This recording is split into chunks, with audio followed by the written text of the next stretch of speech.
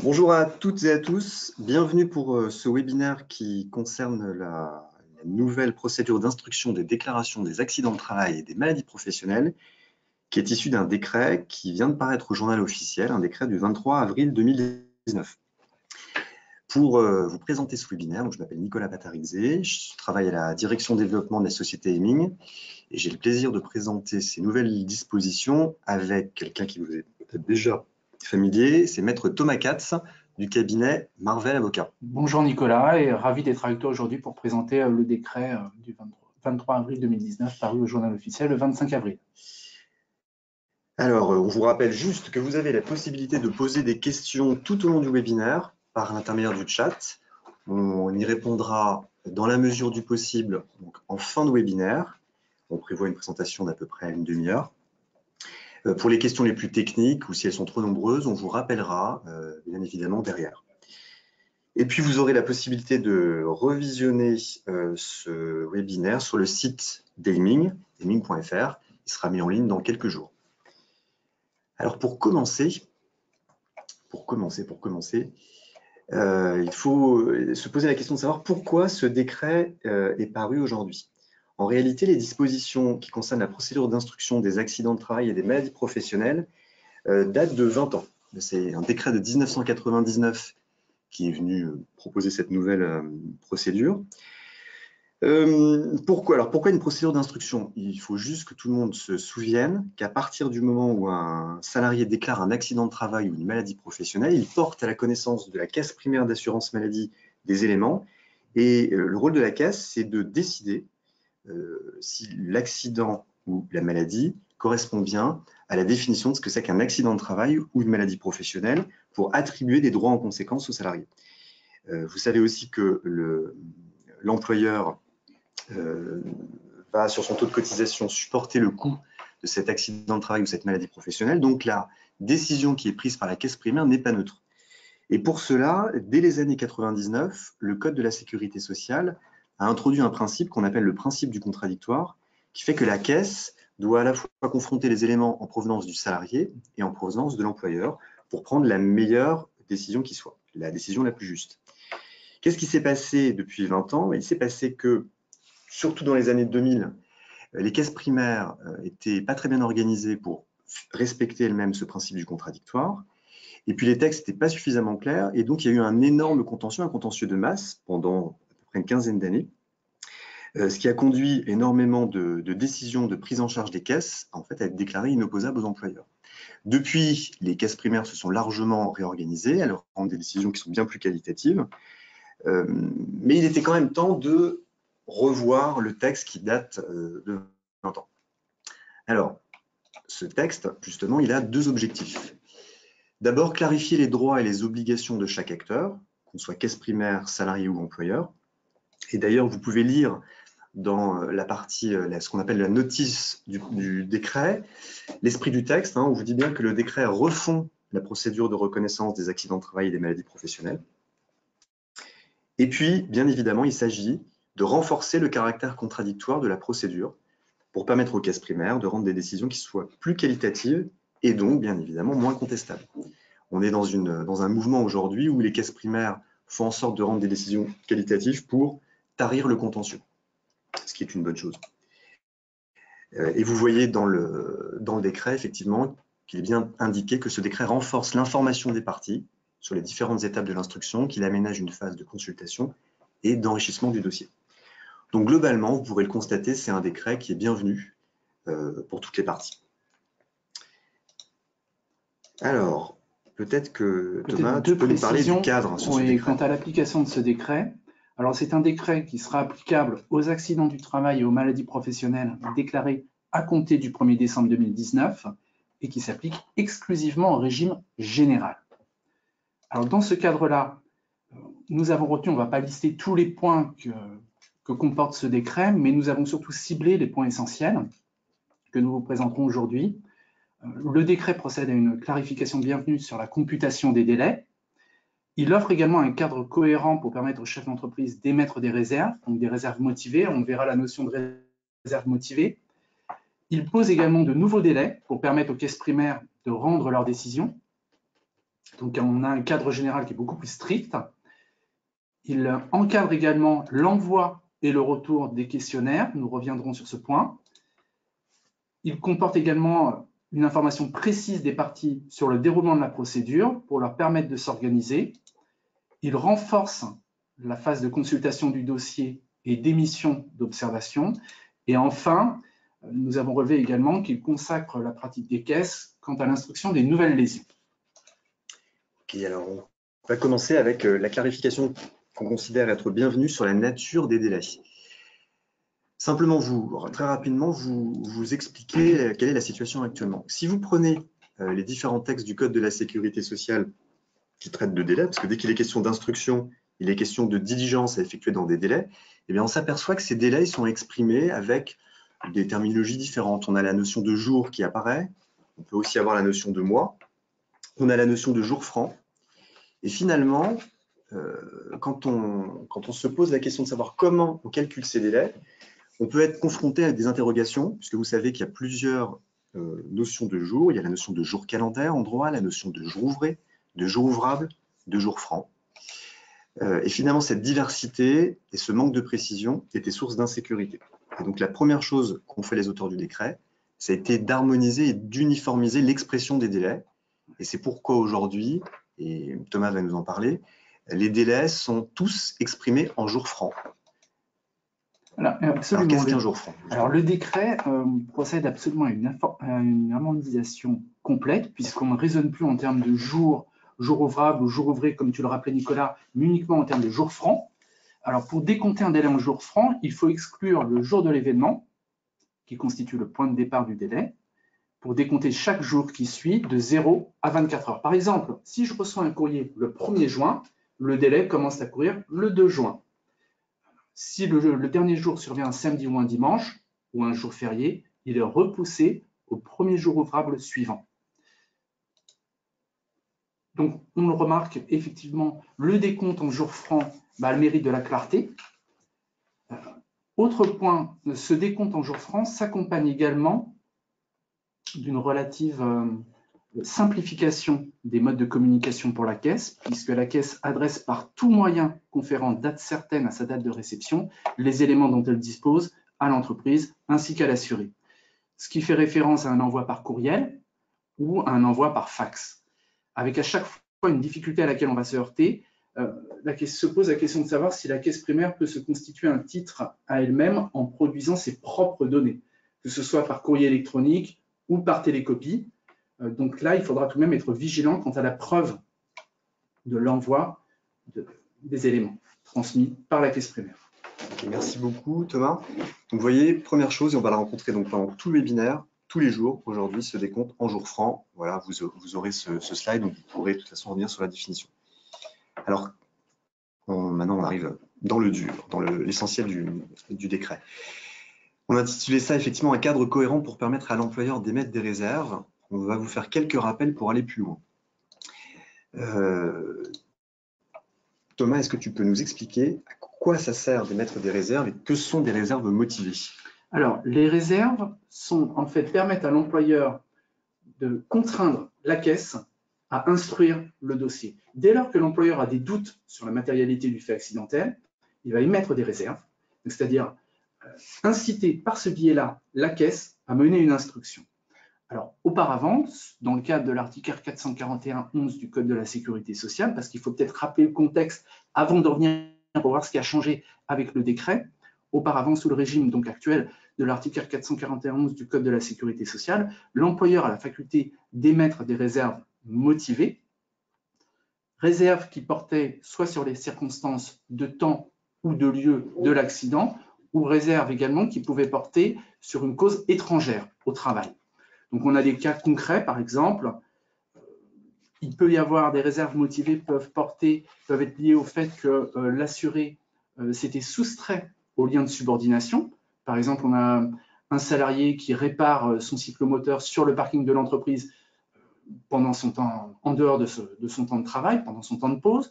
Ou alors également, il y avait un autre cas concret, c'était des salariés qui avaient organisé une partie de jokari dans les couloirs de l'entreprise sans autorisation préalable, sans en avoir informé le chef d'entreprise. Donc là aussi, le caractère professionnel de l'accident apparaît contestable. Et les réserves sont justifiées. Alors justement, ce qui se passait jusqu'à présent, c'est que l'employeur n'avait aucun délai pour émettre des réserves. Ou plus précisément, le texte ne prévoyait pas que l'employeur puisse émettre des réserves dans un délai déterminé. Exactement. Et donc, ça posait une difficulté. Vous avez une circulaire en 2009 qui expliquait que les réserves, l'employeur pouvait émettre des réserves, mais que jusqu'à ce que la caisse ait pris la décision. Comme on ne savait jamais à quelle date la caisse allait prendre sa décision, il fallait être finalement très rapide pour émettre des réserves. Exactement, et ça fait écho à un arrêt de la Cour de cassation du 18 septembre 2014 qui illustre bien ce cas de figure, c'est-à-dire que l'employeur avait malheureusement émis les réserves le jour de la décision de prise en charge, et de ce fait, elles n'avaient pas été prises en compte par la caisse primaire, et la décision de prise en charge de l'accident par la caisse primaire était parfaitement opposable, nous dit la Cour de cassation, à l'employeur. Donc on voit bien dans ce cas, sous l'empire des dispositions actuelles, le chef d'entreprise est pénalisé puisqu'il n'a pas de délai pour formuler des réserves motivées, mais qu'il est tenu, afin d'éviter le coup près, afin d'éviter la décision de prise en charge de la caisse primaire, de formuler au plus vite ses réserves. Et nécessairement, pour faire des réserves motivées, pour déclencher une enquête, il faut quand même rassembler un ensemble d'informations. Ce n'est pas évident de le faire dans un délai très rapide. Et alors, c'est là l'innovation de ce décret qui est vraiment bienvenue, c'est que vous trouverez aujourd'hui un article qui s'appliquera donc aux nouvelles déclarations accidents de travail et maladies professionnelles, on l'a dit, à compter du 1er décembre 2019, qui sera l'article R441.6, qui dit clairement, je vous le lis, lorsque la déclaration de l'accident émane de l'employeur, celui-ci dispose d'un délai de 10 jours francs à compter de la date à laquelle il l'a effectué pour émettre, par tout moyen conférant date certaine à leur réception, des réserves motivées auprès de la caisse. Alors, quel est l'impact de cette disposition, Thomas? Alors, cette disposition, désormais, a pour conséquence que la caisse doit nécessairement attendre l'expiration de ce délai de 10 jours avant de se prononcer sur la prise en charge au titre de la législation professionnelle de l'accident déclaré. Et ça permet, ce délai de 10 jours permet tout de même à l'entreprise de réunir des éléments pour présenter une lettre de réserve parfaitement motivée. Elle doit disposer d'éléments pertinents pour appuyer vraiment ses réserves, d'éléments précis et objectifs, parce qu'il faut bien avoir présent à l'esprit que ce courrier de réserve est également ce que prévoit l'article R441.6. Ce courrier de réserve adressé par l'entreprise à la caisse primaire d'assurance maladie sera communiqué également à la victime. Donc, de ce fait, il faut aussi avoir présent à l'esprit que ce n'est pas sans risque et que le salarié, par exemple, pourrait être amené à s'en servir dans le cadre d'une instance prud'homale. Donc, il faut vraiment veiller à la pertinence et à la cohérence des réserves formulées à cette étape. Alors justement, on voulait vous rappeler, on avait écrit d'ailleurs un article avec Thomas que vous pouvez visualiser sur le site d'Aiming. Je voulais vous rappeler qu'il y a une circulaire de la CNAM qui date du 12 juillet 2018 qui précise bien que dorénavant, les caisses ont la possibilité de transmettre les lettres de réserve qui sont effectuées par les employeurs aux salariés. Donc vous avez déjà certainement eu des cas de salariés qui sont venus vous voir avec des lettres que vous avez pu émettre. Vous voyez l'explication qui vous est donnée sur la circulaire que je vous ai mis. En cas de réserve motivée de l'employeur, le questionnaire établi à l'attention de la victime ou de ses ayants droit fait état de ses réserves, ou le courrier de réserve est joint au dit questionnaire. Donc il y avait cette double faculté, afin qu'il puisse apporter les explications les plus pertinentes possibles dans un contexte de transparence et de loyauté au regard des réserves formulées. Donc avant, le salarié avait la possibilité de voir cette lettre de réserve lorsqu'il allait consulter le dossier à la caisse. Aujourd'hui, cette lettre de réserve, elle vient à lui. Donc il faut être vigilant sur les éléments factuels, et essentiellement factuels, bien évidemment, que vous indiquez sur la lettre de réserve. Voilà pour l'émission des réserves, donc en gros, une disposition bienvenue. Ensuite, il y a de nouveaux délais pour permettre aux caisses primaires de rendre leurs décisions. Alors, on va d'abord commencer par les accidents de travail. On va vous rappeler la situation actuelle et la comparer avec la situation à compter du 1er décembre 2019. Vous allez voir que ce n'est pas une révolution. Alors, jusqu'au 30 novembre 2019, comment cela se passe? Eh bien, à réception de la déclaration d'accident de travail et du certificat médical initial, les textes vous disent que la caisse a 30 jours pour prendre sa décision. D'ailleurs, vous voyez que ce n'était pas marqué 30 jours francs, c'est 30 jours. Et en cas de nécessité d'examen ou d'enquête complémentaire, notamment si elle a adressé un questionnaire aux parties et qu'elle a besoin de confronter leur point de vue, elle avait là encore la possibilité de prendre un délai supplémentaire de 2 mois pour rendre ses décisions. Donc en gros, aujourd'hui, les caisses ont 3 mois pour rendre leurs décisions, c'est-à-dire 90 jours. Et demain, Thomas? Demain, la Caisse disposera d'un délai. En fait, les délais sont identiques, puisqu'on conserve un premier délai de 30 jours francs, donc on est uniquement en jours francs, au terme duquel la Caisse peut prendre sa décision, ou, le cas échéant, si elle a engagé des investigations, elle bénéficie d'un délai supplémentaire de 60 jours francs, ce qui nous mène à 90 jours francs, c'est-à-dire 3 mois, au terme duquel la Caisse doit prendre sa décision. Donc là, vous le voyez, il n'y a pas de modification fondamentale, il y a une clarification en termes de jours francs, on l'a dit. Voilà. Alors, sur les maladies professionnelles, on va voir que sur les maladies professionnelles, ça va être intéressant parce qu'il y a des changements qui sont introduits. On constate tout de même un allongement des délais.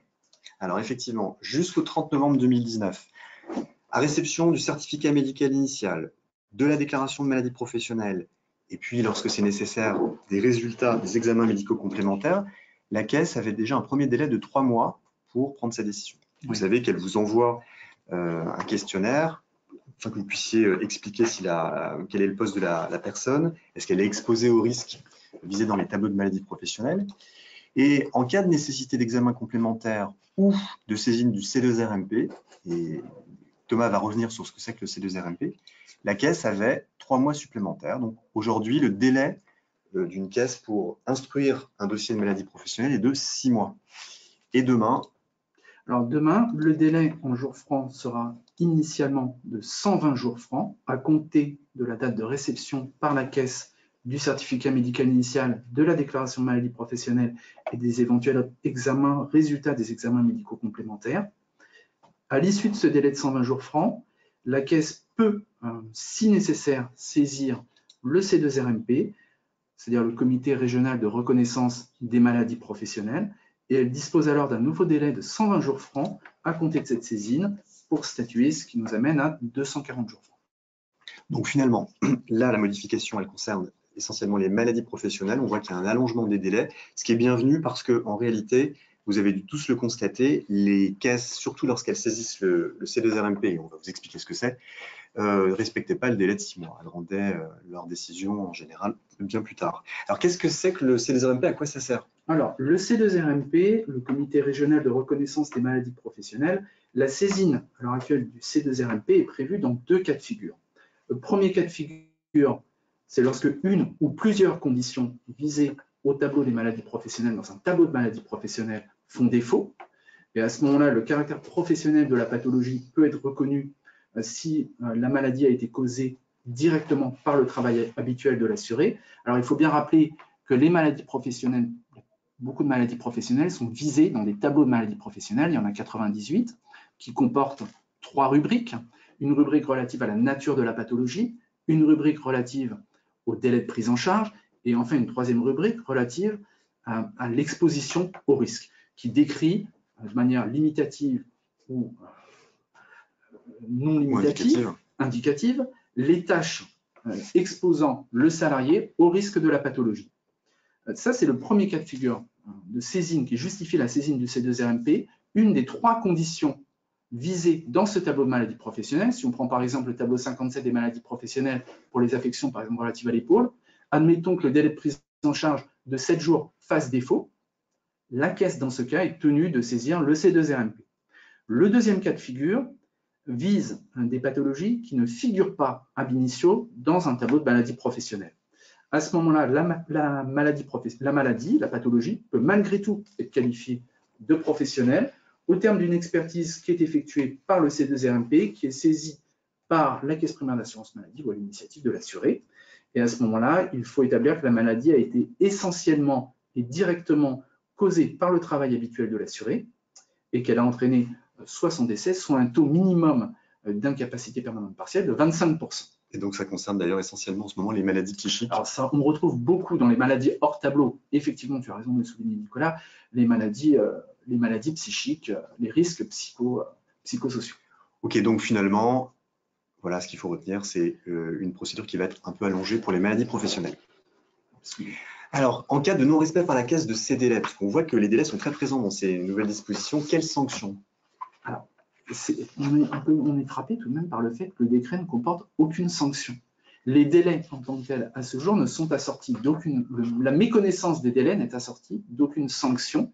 Et lorsqu'on se réfère d'ailleurs à la jurisprudence de la Cour de cassation sur ce point, en l'état actuel de la jurisprudence à ce jour, l'inobservation des délais par la caisse n'entraîne pas ipso facto l'inopposabilité de la décision de prise en charge de l'accident ou de la maladie.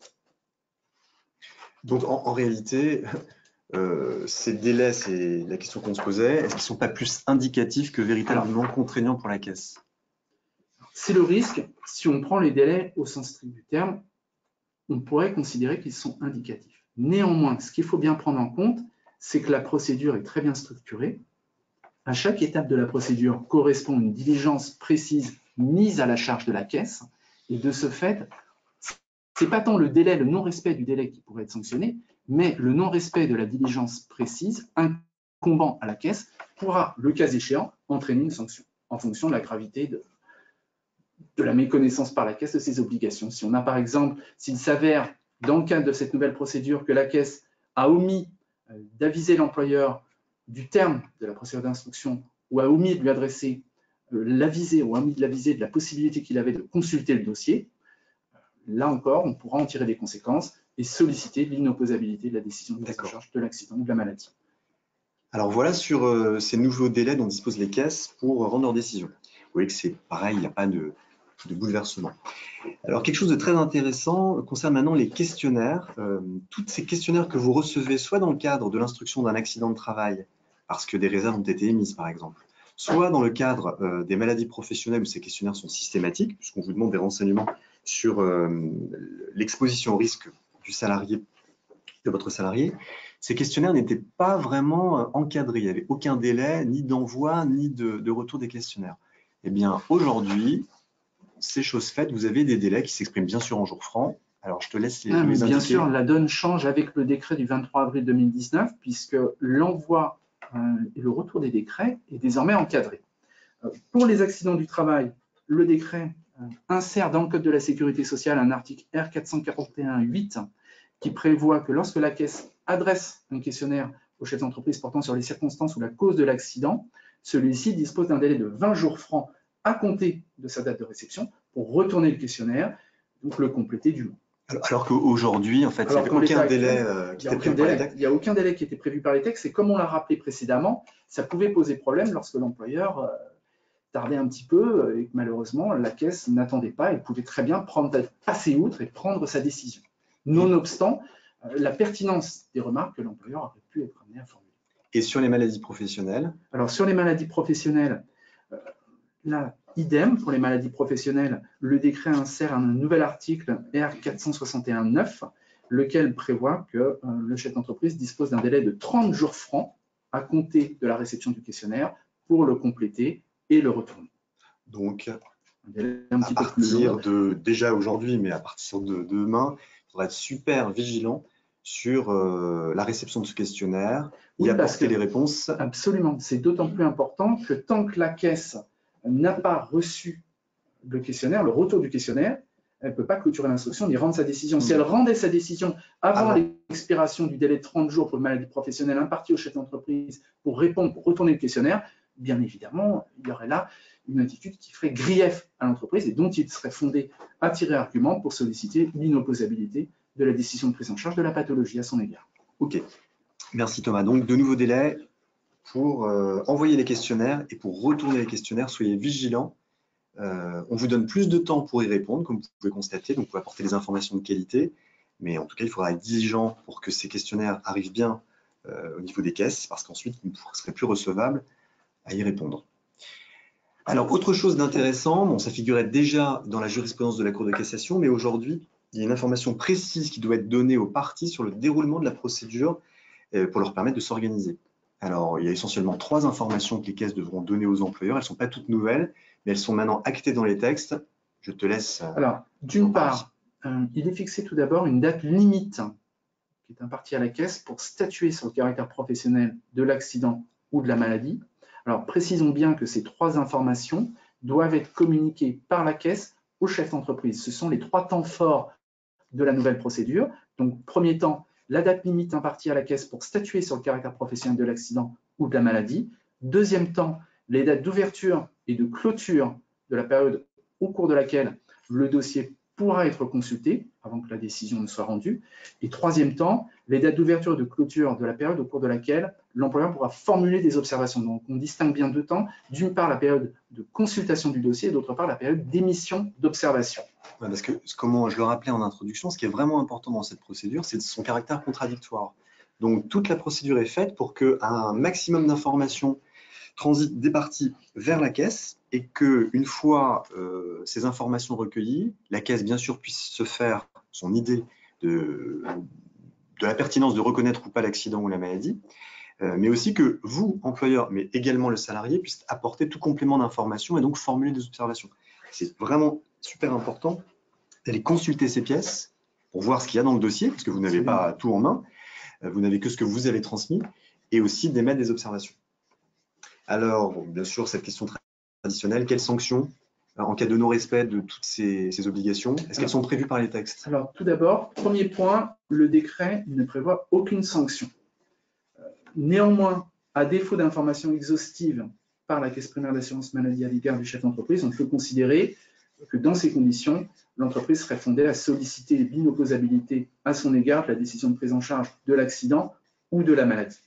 Mais rappelons-le, en l'état actuel de la jurisprudence de la Cour de cassation, l'inobservation des délais d'instruction n'est pas en tant que telle de nature à rendre inopposable la décision de prise en charge de l'accident ou de la maladie. On a notamment un arrêt récent de la Cour d'appel d'Angers du 11 avril 2019 qui rappelle bien cette position des juges du fond. Ok, très bien. On passe à la prochaine étape. Vous allez constater que la phase de consultation du dossier et la phase d'émission des observations a été renforcée. Alors, on va essayer de vous décrire ça avec le plus de clarté possible. D'abord, pour les accidents de travail. Vous avez d'abord le démarrage du délai, vous l'avez compris, avec la réception par la caisse du certificat médical initial et de la déclaration d'accident de travail. Ensuite, la caisse investigue lorsque c'est nécessaire. Et dans les 60 jours francs à compter donc de cette réception par la caisse du CMI de la DAT, eh bien, la caisse doit impérativement vous avoir informé, vous employeur, des dates d'ouverture et de clôture des périodes de consultation et d'observation. Vous allez recevoir un courrier avec une date précise. On va vous dire, entre telle date et telle date, vous pourrez consulter le dossier, et entre telle date et telle date, vous pourrez émettre des observations. Voilà. Et ça, c'est fondamentalement différent de ce qu'on avait aujourd'hui. C'est beaucoup plus précis. Ensuite, au bout de 70 jours francs, la caisse doit impérativement avoir mis à votre disposition le dossier qu'elle a constitué. Ça, c'est la deuxième date qui est vraiment importante. Et ensuite, vous avez 10 jours francs pour faire connaître vos observations. Donc, il est impératif d'aller consulter ces pièces, on en reparlera tout à l'heure. Au bout du 80e jour, eh bien, la possibilité de faire connaître des observations est clôturée. Vous n'avez plus la possibilité donc d'émettre des observations, c'est trop tard. Mais vous avez encore 10 jours pour consulter le dossier. Voilà. Donc, on voit que la période de consultation est quand même étendue par rapport à ce qu'on connaît aujourd'hui, puisqu'en gros, on a à peu près 20 jours pour aller consulter le dossier. Et puis, on a 10 jours pour émettre des observations. Alors, pourquoi avoir modifié le décret comme cela? Tout simplement parce qu'il y a eu du contentieux là-dessus, où les employeurs avaient consulté les pièces, émettaient des observations peut-être 1 jour ou 2 jours avant la clôture, et observations qui n'étaient pas prises en compte par les caisses parce qu'elles n'en avaient même pas le temps, alors qu'aujourd'hui, finalement, si vous allez consulter le dossier au bout du 70e jour, que vous émettez vos observations, la caisse a encore un délai suffisant pour les prendre en compte. Et donc, c'est vraiment quelque chose de bienvenu. Il n'y aura plus de jurisprudence sur ce point-là. En revanche, on peut espérer que les caisses prendront des décisions où elles prendront en compte beaucoup plus vos éléments. Pour les maladies professionnelles, bon, écoutez, je vais vous décrire à peu près la même chose. Avec une précision importante, on le soulignait, c'est le point de départ de ces délais. Ah oui, c'est vrai. Oui. Pour le point de départ de ces délais, on insiste pour les accidents du travail ou les maladies professionnelles sur le fait qu'il est constitué par la réception par la caisse du certificat médical et de la déclaration d'accident du travail ou la déclaration de maladie professionnelle, mais s'ajoutent à ces 2 éléments les éventuels résultats des examens médicaux complémentaires. Or, sur ce point, nous n'avons absolument pas la main et on ignore totalement à quelle date précise la caisse disposera de ces éléments, Voilà. Ce qui fait qu'elle a toute latitude pour fixer le point de départ en fait, de l'instruction. D'accord, très bien. Alors, pour les maladies professionnelles, la même chose, avec une phase d'investigation. Dans les 90 jours francs du démarrage de l'instruction, finalement, que tu viens de nous rappeler, Thomas, Oui. la caisse doit impérativement avoir informé l'employeur des dates d'ouverture et de clôture des périodes de consultation et d'observation, comme tout à l'heure. Dans les 100 jours francs, la caisse doit impérativement avoir mis le dossier à votre disposition. Là, vous avez à nouveau 10 jours francs pour faire connaître vos observations. Et puis, on clôture la possibilité de faire connaître les observations. Et ensuite, vous pouvez simplement consulter le dossier. Et dans les 120 jours francs, comme on l'a vu au démarrage, la caisse doit avoir rendu sa décision. Voilà, donc il y a un peu plus de détails que par rapport à la situation précédente. Oui. Alors là, je vais laisser Thomas nous parler d'un cas spécifique dont tu nous as parlé juste avant, la saisine du C2RMP. En cas de saisine du C2RMP, à ce délai de 120 jours francs, va venir s'ajouter un nouveau délai de 120 jours francs qui va se décomposer de la manière suivante. Dans un premier temps, la caisse et le service du contrôle médical, ainsi que le chef d'entreprise conjointement, pourront, toutes les parties ont la faculté, pendant un délai de 30 jours francs, de compléter le dossier, de faire connaître leurs observations. Passé ce délai de 30 jours francs, l'employeur n'a plus la possibilité de compléter le dossier, mais en revanche, il dispose d'un délai de 10 jours francs supplémentaires pour consulter le dossier et faire connaître ses observations. Donc, bien distinguer la première étape au cours de laquelle les parties, c'est-à-dire la caisse, le service médical et le chef d'entreprise, peuvent compléter le dossier. Notamment, on pense pour le service médical à l'ajout d'éventuels éléments médicaux. Puis, passer ce délai de 30 jours francs à un délai de 10 jours francs, au cours duquel le chef d'entreprise pourra consulter le dossier et faire connaître ses observations. À l'issue de ce délai de 10 jours francs, l'employeur n'aura plus la possibilité de faire connaître des observations. Et dans un délai de 110 jours francs, le C2RMP doit avoir rendu son avis motivé qui s'impose à la caisse, qui doit rendre sa décision dans un délai de 10 jours, à compter à l'issue de ce délai de 110 jours. Bon, donc ce qu'on peut retenir de tout ça, ça peut vous paraître très technique, il y a des délais dans tous les sens, mais c'est que finalement, ces délais, bien sûr, on a vu que c'était plus indicatif que contraignant. Cependant, ça donne du rythme. On pense que les caisses vont les respecter, elles vont s'organiser pour cela, et surtout, ça vous ouvre plusieurs choses à faire. La première chose, c'est d'aller consulter des pièces. La deuxième chose, c'est d'en faire quelque chose de ces pièces, d'émettre des observations, et de les émettre, ces observations, dans un délai que vous connaissez dorénavant. Vous augmenterez ainsi vos chances de voir une décision rendue, une décision qui sera la plus juste possible. Alors, il y a une question que vous nous posez souvent, c'est est-ce que l'employeur a le droit d'exiger que la caisse lui adresse le dossier par mail ou par courrier? Quand vous recevez aujourd'hui des courriers vous invitant à aller consulter les pièces, parfois vous ne pouvez pas vous déplacer ou vous ne souhaitez pas vous déplacer pour des raisons organisationnelles.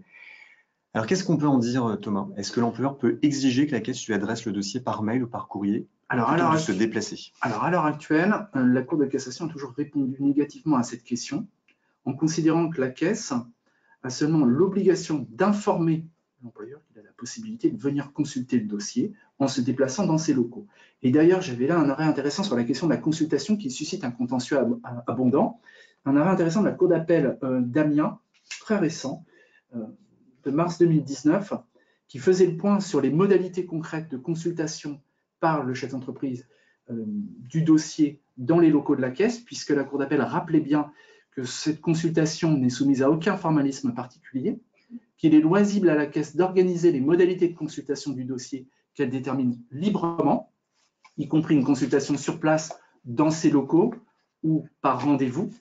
Mais en revanche, il y a deux obligations dans le cadre de cette consultation qui incombe à la caisse.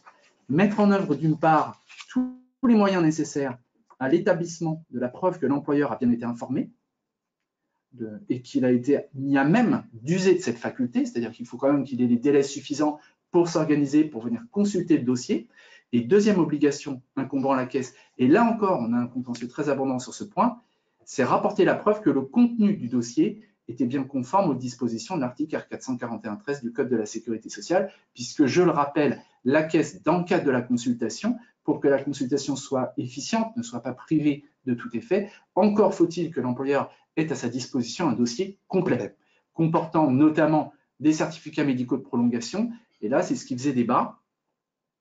Donc, il faut véritablement que la Caisse rapporte bien la preuve que l'ensemble des éléments figurant au dossier, tel que visé à l'article 441-13 du Code de la Sécurité sociale, bien été respectés. Alors finalement, donc, il n'y a pas d'obligation pour la Caisse d'adresser le dossier si vous le lui demandez, mais quand on lit la circulaire que je vous invite vraiment à aller lire du 12 juillet 2018, on vous dit tout simplement que concernant la consultation des pièces du dossier dans l'attente de la diffusion de l'application de consultation du dossier en ligne, puisque il y a des plateformes qui vont se diffuser, la consultation se fait prioritairement sur place dans les locaux. Hein, c'est marqué prioritairement, mais on voit quand même que en cas d'envoi postal, le dossier est adressé à l'adresse de correspondance et puis on vise aussi l'envoi par mail. Donc on observe de toute façon qu'il y a quand même une bienveillance, une tolérance des caisses destinée à vous informer. Ce qui est dommage, on peut le regretter, c'est que cette tolérance n'ait pas été actée par le décret. Voilà. C'est d'autant plus dommage que la circulaire reconnaissait quand même aux parties la faculté de faire des photographies, le cas échéant. Alors justement, effectivement, ouais, c'est là aussi la question que vous nous posez souvent. Je me déplace au sein de la caisse. Ouais. J'ai consulté le dossier, mais moi, je ne suis pas un expert, je ne suis pas médecin, je ne suis pas avocat. Et qu'est-ce que j'en fais de toutes ces pièces? Est-ce que je peux les photocopier? Est-ce que je peux donc en demander une copie? Et est-ce que, si ce n'est pas possible, est-ce que je peux en faire des photographies?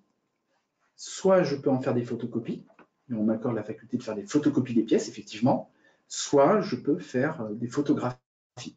Sauf que, finalement, les textes ne sont pas explicites sur le sujet. Alors, ils ne sont pas explicites sur le sujet, c'est vrai, mais notamment dans l'arrêt que je vous ai cité, il était fait mention justement dans ce dossier-là de photocopie, non pas de photocopie, pardon, mais de photographie produite par le chef d'entreprise qui apportait bien la preuve que le dossier constitué par la Caisse n'était pas complet. Alors, ce qui est donc déterminant. Donc finalement, l'état du droit, là encore, on peut regretter que le décret ne consacre pas ce droit pour l'employeur ou pour toute personne, d'ailleurs même pour le salarié, ouais, soit d'obtenir une photocopie du dossier, soit d'en faire des photographies, alors même que cette même circulaire du 12 juillet 2018, je vous l'ai mis à droite, là, nous explique que dans le cadre d'une gestion attentionnée, la consultation du dossier doit être constructive et facilitée, admettant que la partie s'est déplacée dans les locaux de la Caisse. À ce titre, à leur demande, il est laissé la possibilité aux parties de dupliquer les éléments du dossier, y compris par photographie. Voilà. Donc, c'est reconnu dans la circulaire. Venez avec cette circulaire CNAM, qu'on mettra d'ailleurs aussi en ligne, comme ça vous pourrez la voir. Quand vous vous déplacez dans une caisse, afin qu'on ne vous refuse pas le dossier, vous pourrez tout simplement produire cette circulaire qui s'impose aux caisses. Thomas, tu veux ajouter quelque chose? Juste bien penser, avoir présent à l'esprit la nécessité d'obtenir un bordereau des pièces, un bordereau récapitulatif des pièces qui ont été portées à la connaissance du chef d'entreprise. Donc, bien s'assurer que le dossier était ou non complet. Pour terminer, un tout petit point sur l'instruction des nouvelles lésions. Alors pourquoi? Vous avez certainement tous reçu des courriers précisant qu'un salarié a été victime, demande la reconnaissance d'une nouvelle lésion au titre d'un accident de travail ou d'une maladie professionnelle. Juste vous rappeler que déjà, il n'y a pas de définition de ce que c'est qu'une nouvelle lésion. Mais prenons un exemple simple. Si le salarié s'est blessé en tombant sur un parking et se voit reconnu au départ on va dire une gonalgie, une douleur au niveau du genou, eh bien, si derrière un certificat médical initial fait état d'autre chose, comme d'une fracture du tibia, par exemple, là, effectivement, on est face à une nouvelle lésion. Et la question, c'est de savoir, est-ce que cette nouvelle lésion, on la prend en charge automatiquement ou pas? Et là, bien évidemment, non, il faut que la caisse vérifie que cette nouvelle lésion est bien imputable à ce qui s'est passé au départ, donc à l'accident. Le Code de la sécurité sociale ne prévoit rien, il n'y a pas de principe du contradictoire là-dessus, mais si vous allez voir un autre texte qui est un texte interne aux caisses, la charte des AT-MP, il est quand même précisé, et cette charte elle date de 1999, elle a été revue en 2003, elle est revue assez souvent, on vous dit qu'une attention toute particulière doit être portée sur l'apparition des lésions nouvelles afin de ne pas imputer à l'AT des lésions qui sont sans rapport avec lui. Alors qu'est-ce qui était prévu, qu'est-ce qui est actuellement prévu comme procédure? Vous l'avez constaté. C'est d'abord que la caisse vous adresse le certificat médical qui mentionne l'existence de la nouvelle lésion. Donc vous recevez, alors souvent vous n'avez pas le certificat médical initial, vous ne savez pas trop ce que le salarié a, mais par contre vous êtes informé qu'il y a quelque chose de nouveau. Voilà. Et puis, les caisses doivent adresser au service du contrôle médical l'entier dossier afin que les médecins puissent, donc de la caisse, puissent vérifier que la lésion est bien imputable. Alors, qu'est-ce qui change aujourd'hui avec le décret, Thomas? Alors, ce qui change avec le décret, désormais, c'est que la caisse a l'obligation, dans un délai de 60 jours francs, à compter de la date à laquelle elle reçoit le certificat médical faisant état de la nouvelle lésion, pour statuer sur son imputabilité à l'accident ou à la maladie. Elle adresse le double de ce certificat à l'employeur, qui lui dispose d'un délai de 10 jours francs pour émettre des réserves motivées. Mais en revanche, malheureusement, on en reste là, on reste un peu sur sa faim. Le décret ne va pas plus loin. C'est-à-dire qu'on organise un contradictoire, mais sans en tirer toutes les conséquences. Alors justement, la question que je te posais, c'est comment émettre des réserves motivées sur ces nouvelles lésions, alors que tu me l'as effectivement signalé, on ne dispose pas de l'intégralité nécessairement des certificats médicaux. C'est là que le bas blesse, effectivement, parce que on reconnaît au chef d'entreprise la faculté d'émettre des réserves motivées, mais sur quelle base va-t-il émettre des réserves, puisqu'il ne dispose pas des certificats médicaux de prolongation? Voilà, donc c'est un peu inabouti comme oui, texte. C'est inabouti, c'est une coquille vide, malheureusement. Oui. Et puis, comme tu le disais, on note que là, concernant les nouvelles lésions, il n'y a aucune consultation du dossier qui est prévue à l'issue de l'instruction par la caisse, ni aucune possibilité d'émettre des observations. Alors, on se demande bien pourquoi, finalement, s'il y a une partie de la possibilité qui est donnée à l'employeur, mais on ne va pas jusqu'au bout. Oui, voilà. On s'est arrêté à mi-chemin. Voilà. Bon, voilà ce qu'on voulait vous présenter donc, sur ce décret. Vous voyez que ce n'est pas une révolution, c'est simplement une clarification, un renforcement du principe du contradictoire. Les caisses vont devoir s'organiser sérieusement pour respecter tous ces délais, mais dont on a vu aussi que le point de départ, même s'il apparaît clair, il est entre leurs mains. Donc on ne saura pas effectivement exactement à quelle date ce délai commencera à courir, puisque nous ne savons pas quand est-ce que la caisse reçoit. Alors la DAT, on sait quand est-ce qu'elle la reçoit, mais le certificat médical initial, on n'en sait rien. Ceci dit, vraiment, on pense que c'est un décret qui est bienvenu et qui va vous donner la possibilité de mieux construire vos dossiers et donc d'émettre des observations et des réserves dont que la caisse prendra en compte. Vous pourrez revisionner tout ça sur le site, comme je vous le disais. On répondra à vos questions parce qu'on en a un certain nombre et qu'on est déjà à plus de 45 minutes. On répondra par téléphone, donc on va vous rappeler. Simplement, déjà vous remercier d'avoir assisté à ce webinaire. Merci Thomas d'avoir animé avec moi. Et je vous rappelle que, effectivement, si vous ne savez pas quoi faire le 23 mai, et même si vous savez quoi faire, vous êtes cordialement invité à Chaillot, au Théâtre National de Chaillot. Vous savez que c'est un événement qu'on organise tous les ans, à Business Performance Award. C'est le 23 mai à partir de 18h30. Vous pouvez vous inscrire en ligne. Vous voyez le lien qui s'affiche. Cette soirée, elle se tient à quelques jours des élections européennes. Elle est placée sous le signe de la performance et de l'Europe. Vous devez reconnaître les personnes qui sont dessous. Si vous voulez passer une excellente soirée avec nous et sur un sujet intéressant, eh bien, écoutez, n'hésitez pas, il reste quelques jours pour s'inscrire. Vous êtes les bienvenus, on vous attend nombreux. Merci beaucoup et passez une excellente journée. Merci.